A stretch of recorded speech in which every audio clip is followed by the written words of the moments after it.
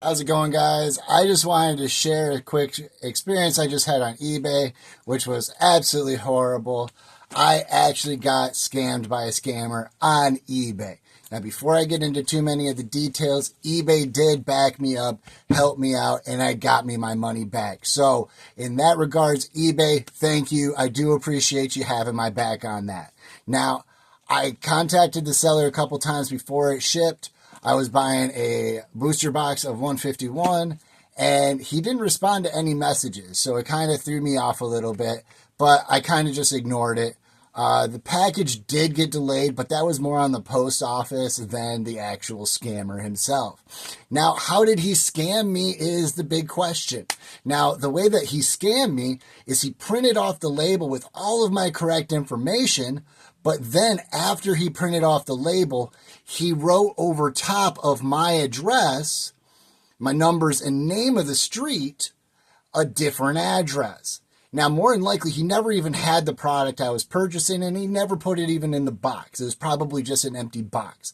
So he did this so the tracking number would show it was delivered in hopes that eBay would back him, saying that I am trying to scam him out of the product, and which was not the case. First thing I did was I called the post office, gave them the tracking number that I had, and they told me that the address on the package did not match the address I was giving them. So then I contacted eBay, and I'm like, hey, this is what's going on.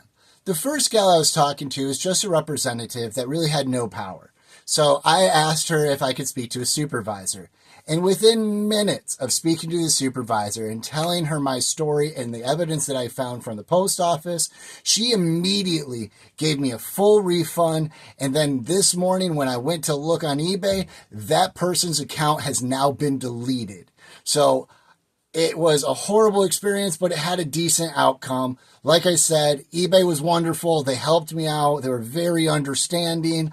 The seller, there was a couple signs I should have known. I looked at the seller's profile. He had only sold 16 items, but had no reviews yet, which is kind of weird. If you go to my eBay account, I have like a lot of reviews and I have 100% on all of my transactions.